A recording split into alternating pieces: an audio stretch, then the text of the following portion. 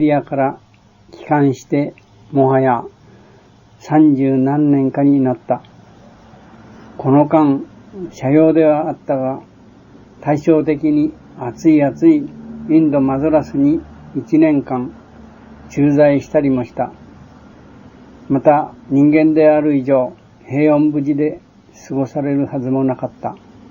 さて、シベリアでの捕虜の生活がどのように処理され、また消化され、どのように醸成されて今日に至ったか、それを書いてみたいと思う。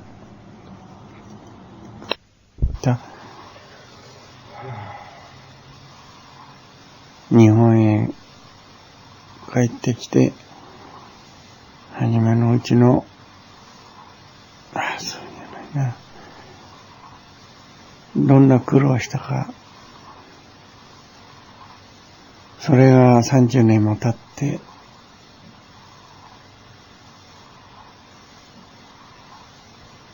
どんな風に消化され、どんな風に受け取られているか、それを書いてみたいと思う。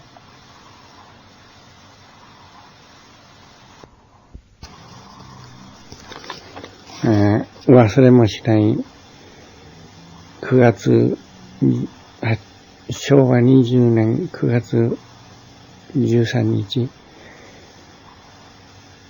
満州を出発してから貨車に乗って長い旅をして、いよいよ現地到着ということで、降りてみたらばプラットフォームもない、何もない寂しいシベリアの朝だった。そうしてひどく寒さを身にこたえた。みんながおい、寒くてしょうがないよ、お湯でも沸かすかということだったので、僕もそうだな、こんな寒くちゃせめて湯でも飲もうと思って辺り見ましたら、煙を上げた溝が流れていた。そしてあそこに水がある、あそこにあの水汲んでこよう、たちまちそういうふうなことになったので、僕がアルミニウムのやかんを持ち出して駆け足でその溝のところへ行って、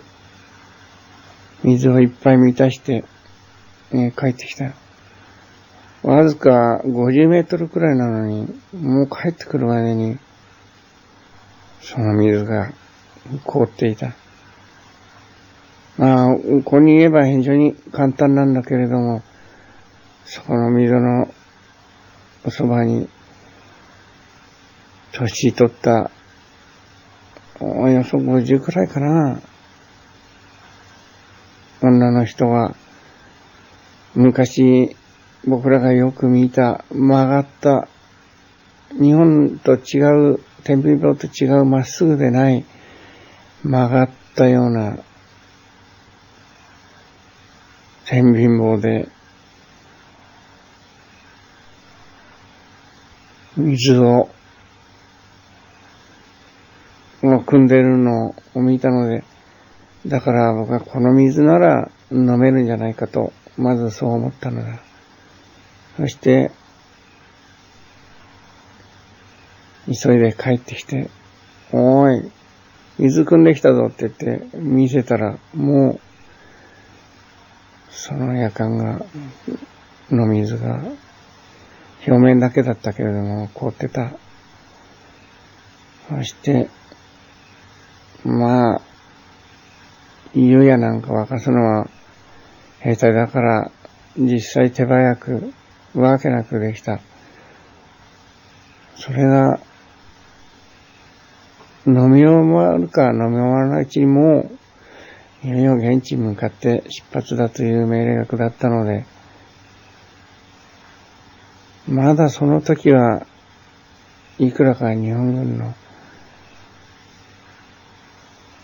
兵隊が残ってたから、我々は整列して、そして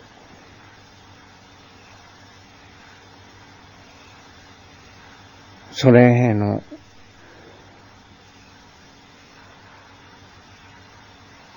誘導するままに古い割と狭い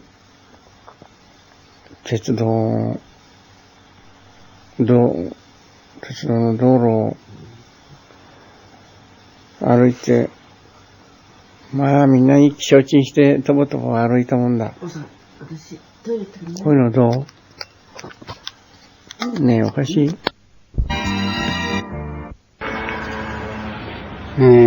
その、鉄道というのは、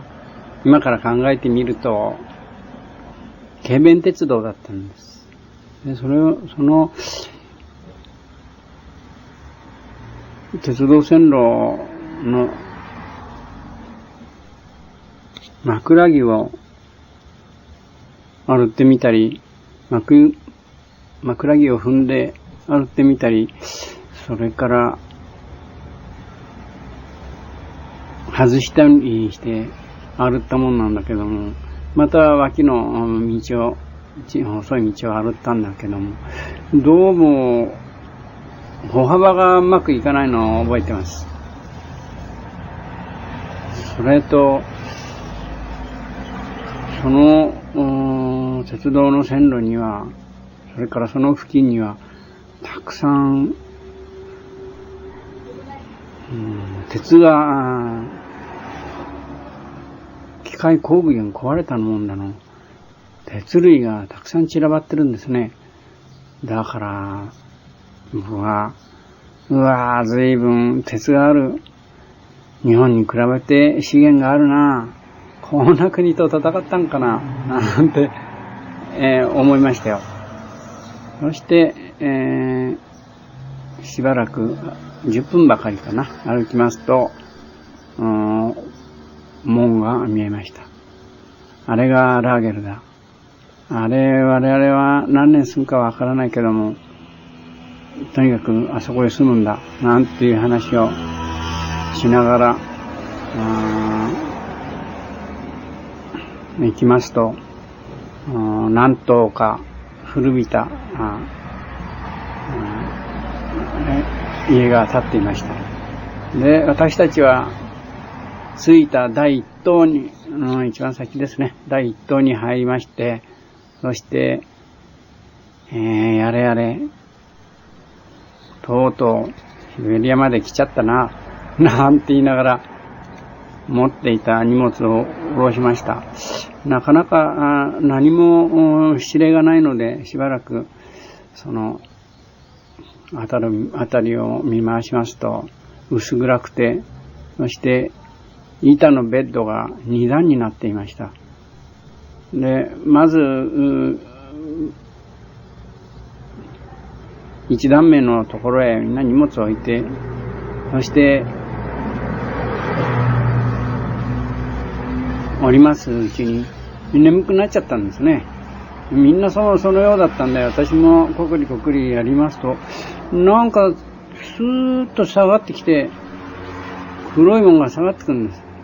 それからかゆいんですよね。おかしいなぁ、これなんだろうと思ってよーく見ると、満州で時々それこそ思い出のある南京虫が、しかもでっかい南京虫がスーッと雲のように下がってきました。なんだ、ここにも南京虫かと思って、その南京虫を潰したりして、こりゃ大変なことになるぞと、こういうふうに思ったんです。そしてしばらく休んでるうちに、ここが我々の宿舎だということに本決まりになりまして、僕は隊長のすぐそばに、隣同士で、住むことになりました。隊長といっても、ずっと昔の、満州にいた時の隊長で、しかも別れになってしまいまして、もう我々の現隊のものは12、3人きりかいませんでした。それから他の隊のどこから来たかわかりませんが、兵隊たちの集まりでした。それでもその人たちも一つ一つの班を作りまして、なんとか収まりました。それからだんだん経つうちに夜になってきまして、また兵隊と同じように不審番をやらなきゃならないと。不審番を出せということで、その不審番が出ておりますと、座って、用意しておりますと、そうすると、今度はこんな寒くちゃ火炊かなくちゃダメだと。どういうふうにしようと思ってみますと、部屋に2つぐらい、古びた昔使ったような暖炉がありました。ここで蒸しゃいいんだなんて言うんで、すぐ、蒸し始めたんです。で、だいぶ暖かになったような気がしました。外から棒切れ持ってきたり、そこの辺に散らばってる薪を重したんです。そうしますと、外から女性が入ってきまして、あんたたちの世話、私がやるんだと、こういうふうな話で、どんなことを世話してくれるかと思いましたら、まず暖炉のを見まして、僕らがその暖炉、ペチカですね、暖炉のもしてたんですけども、燃えくじが外へ出てるんです。そうしたら、こんなのはダメだっていうような格好して、女の人がポーンといきなり足でですね、蹴って、その燃えくじった薪を中へ入れて、パッとこう、蓋を閉めました。なるほどな、寒いところは、